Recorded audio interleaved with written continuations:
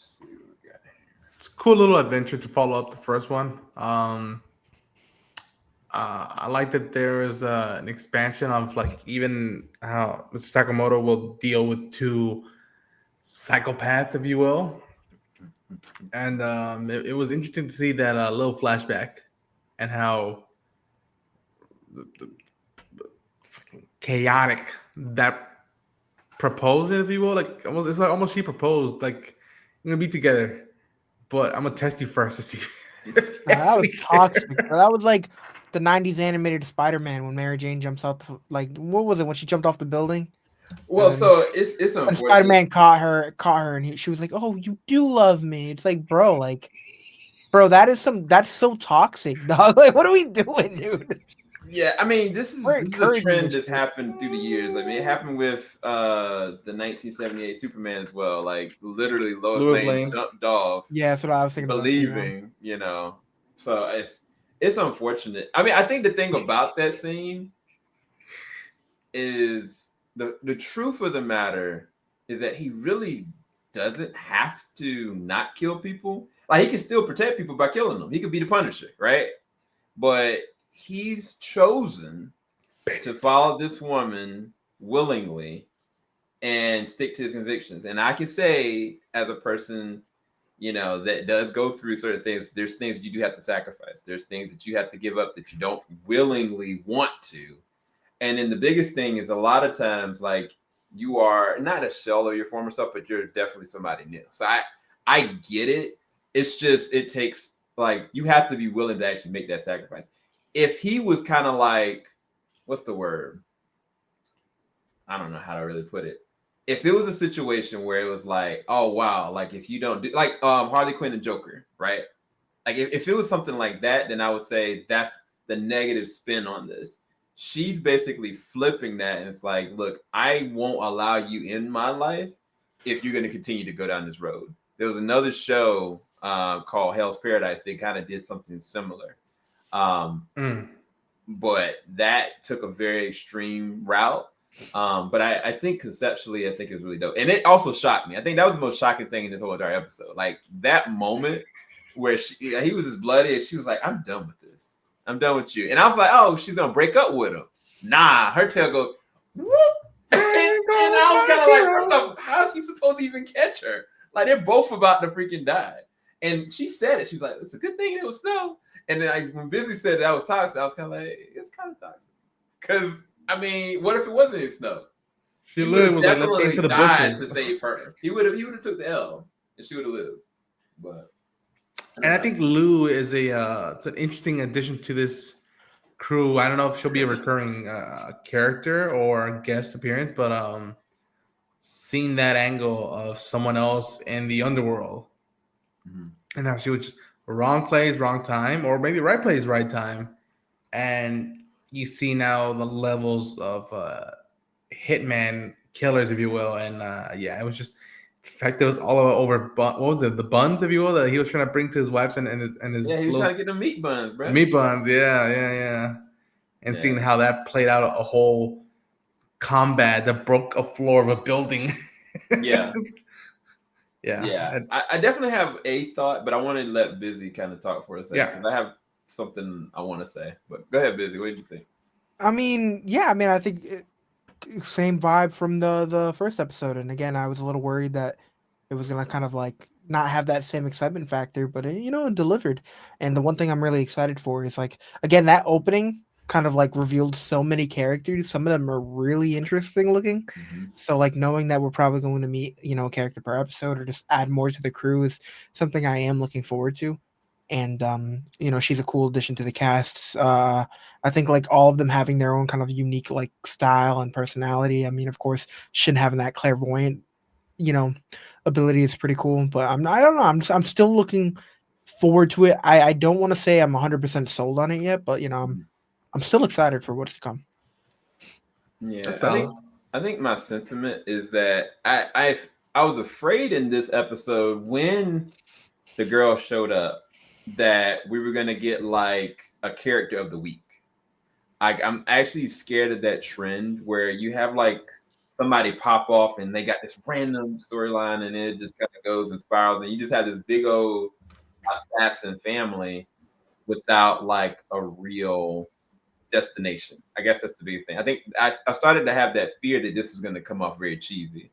And I think the biggest thing is that when they started kind of cycling through her storyline versus Shin's storyline, I don't know much about Shin at all, but there are certain character choices they made in the first episode that made me immediately attached to him.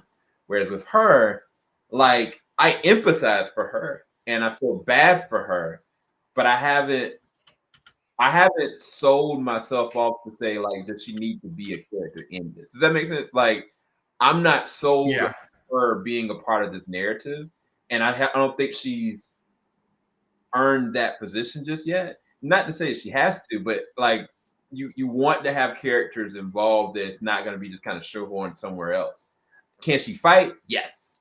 Is she capable? Yes. When she had the knife on my man's neck and like go to hell, like I was like, oh shoot, she's crazy. But then she just beat him up because she gonna stick to her convictions because of her dad. So there's something that she's attached to them, but I don't know. I think her as an addition, it was just felt really quick, and I mean, we haven't gotten enough of like even like his family, like his relationship with his daughter. Like truth be told, I mean, he moves around a lot. Like, how is it that he's so big? You know what I'm saying? Like, it's really interesting because I put it to you like that because when she said like you're not the kill anymore, I feel like by like at that point that we heard that, anytime you say something like that in an anime or any kind of story, you wait for that moment where that person's gonna have to make that choice. And who would be in this man's crosshairs that he would have to break that promise to his own wife? I think that benchmark made me very intrigued because I haven't seen anybody that he isn't capable of going up against. But in this episode, he did have moments where he's like, next little step, I kind of hurt my hand a little bit. And Shin every single moment was bandaging him up. But I don't know. I thought that was really interesting how they did that because I feel like at a certain point, he's gonna have to be as good as he was. And I'm not sure if it's gonna be this season if they make it that far, but I don't know. What were some of the things you guys picked out, negatives or positive? It's just that I think for me, episode 1 just came out swinging, and this one was felt like, oh, okay, we're just spending a day in here, but nothing, not that same level as the first one, and that's not the end of the world, if you will. But I'm like, okay, I'm still going off the high of the episode 1, and I hope we get back to that level or angle, if you will. But I did kind of find it hilarious from an animation point, just seeing them hop around the rooftops. At points, it felt like just someone dragging an image, if you will. That was a little funny. So I was just like, I don't know about that. I almost laughed at it, or I probably did. I was like, what's that about? Do they have superpowers now, or is that just them doing their thing? They're floating. But I think once if we spend more time with the show, those moments of him, feeling a neck aching or just a thought out of what the main goal of a story or the episode is when I'll start growing into be like, okay, what else do I want to know about Mr. Sakamoto or Shin? And I'm curious to see if we're gonna have an episode with a dynamic between daughter and dad. Now that we had a little bit of one of their pivotal dates, if you will, during Christmas time, and I another thing was, and I've been having now this thing with characters of any type where it's like she had a long hair. I was wondering if she's going to use it as a weapon or if one of the goons was just going to just grab it and just slam her down or use it as something to beat her, if you will. But like, I always find that fascinating with characters, usually like in fighting games. But in that, yeah, I was like, cool, nice to meet her. Again, we don't know if she's gonna be a recurring character, but I'm still off the high of the first episode, and I wonder where this all goes. Yeah, that hints at something else. Especially that one with the guitar in the back, or that suitcase, if you will. I wonder where that's gonna play out. And who knows? Maybe Sakamoto might be like a reaffirming angle, if you will, where it's like maybe some of the assassins don't want to be part of that life, and they go to him, and he's like, "Okay, we're gonna work at a grocery store. You're gonna be a janitor, and you're gonna be this. We're gonna help the community now." And then be like, "I just know how to kill people, and I know how to do in different angles." Was like, "No, well now you got to learn how to be a plumber or something." I don't know. I find that if that's an angle, you go with him and the family. Yeah. What are your thoughts? Negatives or positive, Busy? So positives, I still think that this was a solid episode, despite again the first episode being an absolute bop. But negatives, I am concerned about how people outside of us two are going to feel to the whole dropping 2 episodes at once for the premiere and then weekly situation, because it's like after I can imagine dropping the first episode 1 week and then the second episode the next week.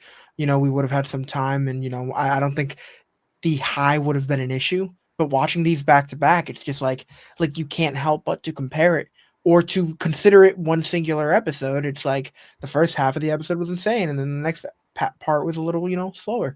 But at the end of the day, it was still really, really good. I feel like that's like the only downside, though. It was just like having my adrenaline through the roof because of how much I enjoyed it, and then having to kind of go back to reality.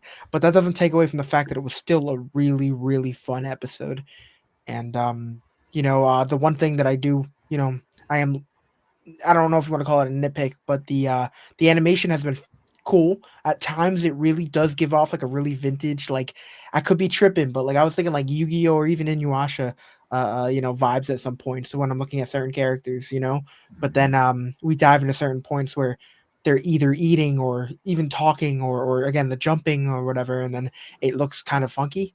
But you can either call that cheap animation, or it does kind of fit the vibe with the Yeah, fact I that think those it are really points. has that comedic tone to it. So them doing stuff like that, like I know My Hero does it, or even One Piece would do it at sometimes when characters would get angry, their head would get bigger than their Yeah. body, and to emphasize what's going on. So it could simply just be an artistic choice, which again does fit kind of the theme of the show. I mean, they're assassins that are working at a fucking corner store. Like it's kind of the vibe. So at some Yeah. points you can nitpick, but at the end of the day, it's not the end of the world. It still delivers insane action. So if like the budget is terrible when it comes to them taking a bite out of a sandwich, boo hoo, the action sequences are actually insane, and that's what I care for. So Yeah. it's been cool. Yeah. No, for sure. What do we rate this episode? 8F. I'll start first. I give this episode like a B plus or a B. B to B plus. Yeah, I'm giving it a B. I go B minus. Yeah, it's not terrible enough, but like that first one had a swing. Yeah. Yeah. But yeah, guys, where can everybody find your content? You can find me at Ronan Unchained on the YouTube, on all the socials.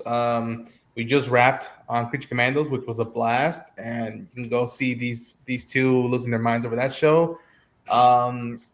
If you're a Last of Us fan, you best believe we got a lot of stuff cooking and coming down the pipeline. And yeah, I want to reach 1,000 subs ASAP so I can start earning some money and doing some wacky ideas I got in mind.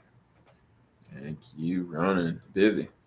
You can find me on TeamJVS and on my channel. What is your channel?